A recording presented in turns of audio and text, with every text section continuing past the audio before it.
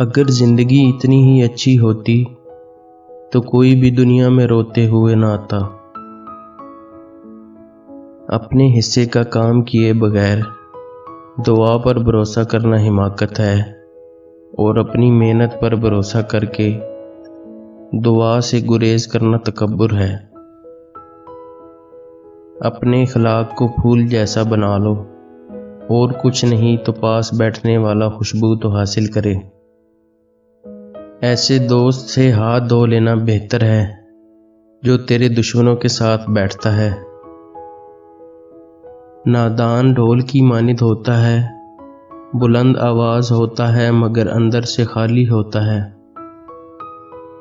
اگر چڑیوں میں اتحاد ہو جائے تو وہ شیر کی کھال اتار سکتی ہیں۔ جاہلوں کا طریقہ یہ ہے کہ جب ان کی دلیل مقابل کے آگے نہیں چلتی تو وہ لڑنا شروع کر دیتے ہیں۔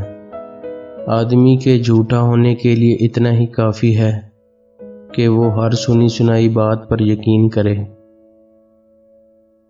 مایوسی ایک دھوپ ہے جو سخت سے سخت وجود کو جلا کر راکھ کر دیتی ہے۔ اگر تم اللہ کی عبادت نہیں کر سکتے تو گناہ کرنا چھوڑ دو۔ میرے پاس وقت نہیں ہے ان لوگوں سے نفرت کرنے کا جو مجھ سے نفرت کرتے ہیں، کیونکہ میں مصروف رہتا ہوں ان لوگوں میں جو مجھ سے محبت کرتے ہیں۔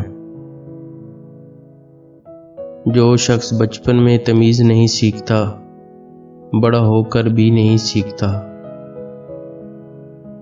اپنی زبان کو کسی کے عیبوں سے آلودہ نہ کرو، کیونکہ عیب تمہارے بھی ہیں اور زبانیں دوسرے لوگوں کی بھی ہیں۔ کسی کو اتنا پیار دو کہ گنجائش نہ چھوڑو، اگر وہ پھر بھی تمہارا نہ بن سکے تو اسے چھوڑ دو، کیونکہ وہ محبت کا طلبگار ہی نہیں بلکہ وہ ضرورت کا پجاری ہے۔ اس سے تو خاموشی بہتر ہے کہ کسی کو دل کی بات کہہ کر پھر اس سے کہا جائے کہ کسی سے نہ کہنا۔ عقل مند اور بے وقوفوں میں کچھ عیب ضرور ہوتا ہے، مگر عقل مند اپنے عیب خود دیکھتا ہے اور بے وقوفوں کے عیب دنیا دیکھتی ہے۔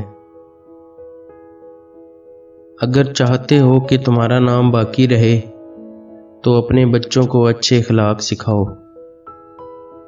میں پوری زندگی دو بندوں کو تلاش کرنے پہ بھی تلاش نہ کر سکا، ایک وہ جس نے اللہ کے نام پہ دیا ہو اور قریب ہو گیا ہو، دوسرا وہ جس نے ظلم کیا ہو اور اللہ کی پکڑ سے بچ گیا ہو۔